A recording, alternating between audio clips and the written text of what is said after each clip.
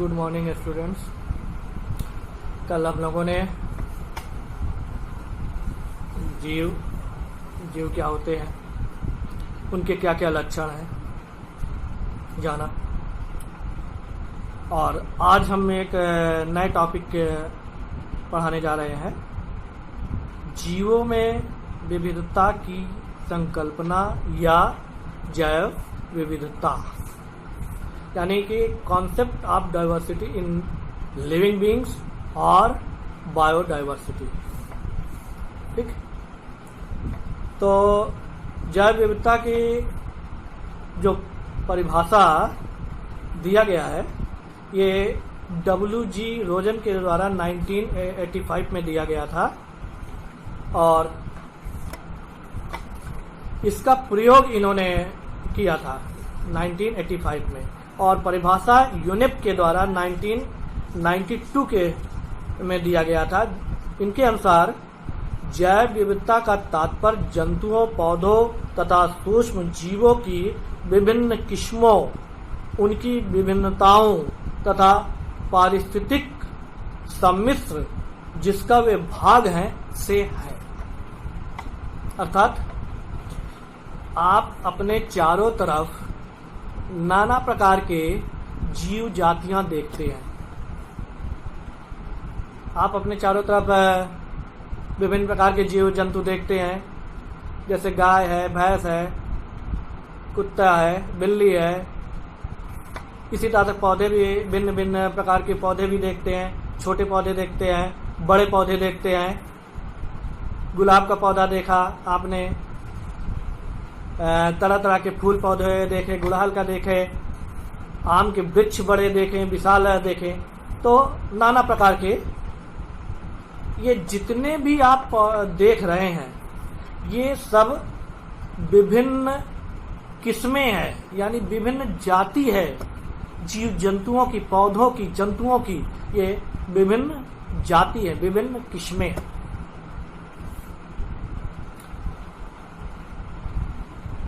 अब तक जीव वैज्ञानिकों ने लगभग इसी तरह से 20 लाख जातियां खोज ली है, माने ज्ञात कर लिया है। इनमें लगभग 15 लाख जंतुओं की जातियां हैं या किस्में हैं, और लगभग 5 लाख पौधों की जातियां हैं या किस्में। आप समझ गए होंगे कि कितनी बड़ी संख्या है।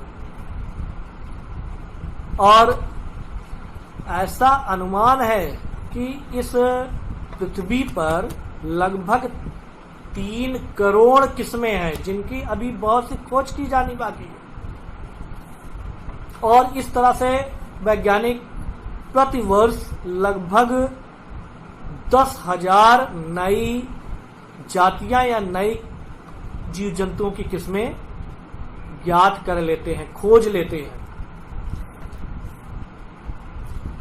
यही नहीं, जब से पृथ्वी उत्पन्न हुई इनमें जीवन की उत्पत्ति हुई, तो उस आदि पृथ्वी पर भी अनेक जातियां उत्पन्न हुई थी, और धीरे धीरे कालांतर में वातावरण में परिवर्तन के कारण बहुत सी जातियां विलुप्त भी हो गई, और उनके अवशेष आज भी हमें पुरानी आदि चट्टानों के बीच से, अथवा समुद्र की तलहटी से, अथवा पहाड़ों से हमें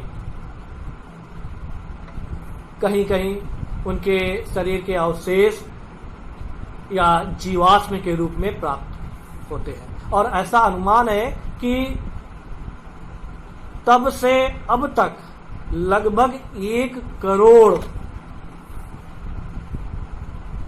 पौधे और जंतुओं की किस्में या जातियां उत्पन्न हुई और समाप्त हो गई हैं, जिनके जीवाश्म आज भी कभी कभार प्राप्त हो जाते हैं। हमारा भारत विश्व का 12वां मेगा विविधता वाला क्षेत्र है। 12वां मेगा विविधता वाला क्षेत्र है। और ये जितने के 20 लाख जीव जंतुओं की आज तक जो खोज हुई है, इनमें लगभग 48,000 पौधों की जातियां हमारे भारत में पाई जाती है और इसका लगभग 2 गुना जंतुओं की जातियां हमारे भारत में भी पाई जाती है। अब आप समझ रहे हैं। और लगभग 3 करोड़ जातियों की अनुमान है कि इस पृथ्वी में अब तक 3 करोड़ जातियां हैं जिनकी अभी खोज होनी बाकी है। तो इस हिसाब से अगर देखा जाए तो इस अनेक नई जातियों की खोज भारत में भी संभव है। और भारत में भी लगभग 1 लाख पौधों की नई जातियों की खोज संभव है और लगभग इसी का 2 गुना जंतुओं की जातियों की खोज संभव है। क्योंकि ये जो अब तक जंतुओं ने 20 लाख खोजा है, वो जो अनुमान है 3 करोड़, उसका लगभग 20% होता है। तो इस आधार पे भारत में भी लगभग 1 लाख जो है पौधों की और 2 लाख लगभग जंतुओं के खोज होनी बाकी है। ये जो जातियां देख रहे हैं, ये पृथ्वी पर विभिन्न आवासों में पाए जाते हैं और आवासों के आधार पर इनको विभाजित किया जाता है, जिसकी एक रूपरेखा मैं यहाँ पर प्रस्तुत कर रहा हूँ, जो इस पेपर में दिखाया गया है। जैसा कि मैंने बताया कि पृथ्वी पर जीवों के विभिन्न किस्मों की बहुत बड़ी संख्या है और प्रत्येक किस्म जीवों की एक जाति होती है। इनकी इतनी बड़ी संख्या से ही जैव विविधता का पता चलता है। जैव विविधता यानी उनके शरीर की संरचना में परिवर्तन, उनके स्वभाव में परिवर्तन, उनके व्यवहार में परिवर्तन, उनके आवास पर निर्भर करता है। और जीव जातियों के आवास के अनुसार उनको निम्नलिखित प्रकार से विभाजित किया जा सकता है, जिसका एक हमने रेखीय रूपरेखा यहाँ पर दिया है। तो जीव जातियों के आवास, यहाँ देखिए, आवास के अनुसार जीव जाति को कुछ तो भूमि पे रहते हैं और कुछ जल में पाए जाते हैं। तो भूमि पर रहने वाले टेरेस्ट्रियल जंतु कहलाते हैं और जल में रहने वाले एक्वेटिक जंतु कहलाते हैं। अगर हम जलीय जंतुओं की बात करें तो जली में भी ये 2 तरह के वातावरण हो जाते हैं, एक मैरीन वाटर और दूसरा फ्रेश वाटर। फ्रेश वाटर माने ताजे जल के स्रोत, जिनमें कि नदी, तालाब, झरना, झील, इन्हें आलवणी जल भी कहा जाता है। आलवणी जल के आवास भी कहा जाता है। फिर मैरीन वाटर, जिसके अंतर्गत समुद्र और महासागर आते हैं, इनके जीव। अगर हम फिर फ्रेश वाटर की बात करें तो उसमें भी कुछ जो है बहते हुए जल में पाए जाते हैं, जिन्हें लोटिक, और जो स्थिर जल में पाए जाते हैं उन्हें लेंटिक कहा जाता है। इनमें पाए जाने वाले पूरे जंतु समूह को फ्लोरा कहा जाता है और पूरे वनस्पति समूह को फाउना कहते हैं। ये जंतु और पौधे इन जलों में जो पाए जाते हैं, इनमें से कुछ जीव जो है वो निष्क्रिय रूप से पानी की सतह से ऊपर अथवा एकदम सतह से नीचे निष्क्रिय रूप से तैरते रहते हैं। तो ऐसे जंतुओं को प्लैंक्टोनिक कहा जाता है। और फिर कुछ जंतु सतह पे अथवा सतह के भीतर अंदर जो सक्रिय रूप से मूवमेंट करते हैं अर्थात स्विमिंग करते हैं, उन्हें नेक्टोनिक जंतु कहते हैं। इसी प्रकार से अब अगर हम मैरीन वाटर की बात करें, यानी समुद्र में पाए जाने वाले जीवों की बात करें, महासागर में पाए जाने वाले जीवों की बात करें, तो इनमें से कुछ जंतु तो स्वतंत्र रूप से जीवन यापन करते हैं, उन्हें पेलाजिक कहा जाता है। और कुछ जंतु जो है समुद्र की तलहटी पर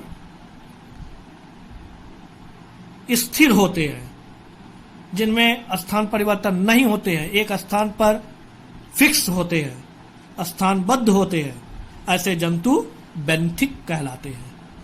ऐसे जंतुओं को बेंथिक कहा जाता है। स्वतंत्र जीव के रूप में जो रहते हैं, इनको भी दो भागों में बांट दिया गया है।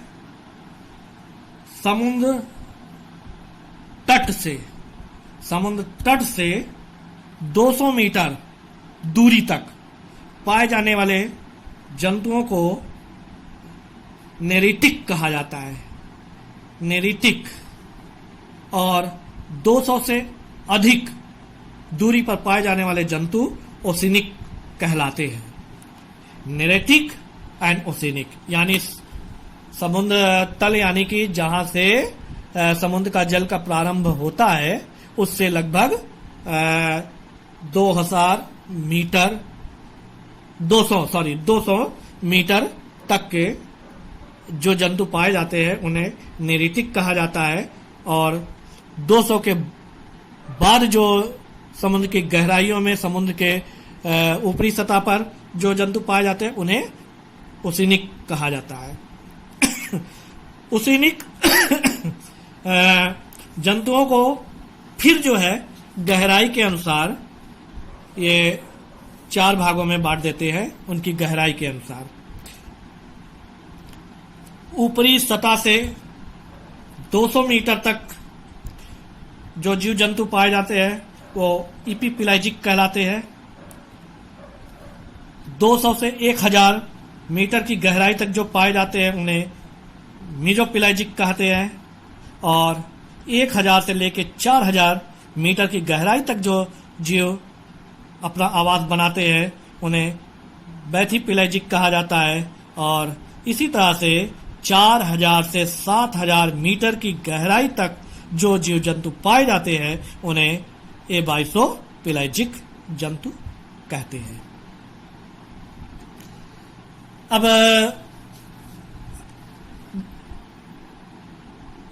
भूमि पर पाए जाने वाले जंतु, यानी सूखे स्थल पर पाए जाने वाले जंतु जो टेरेस्ट्रियल कहलाते हैं, ये भी विभिन्न प्रकार के आवासों में पाए जाते हैं।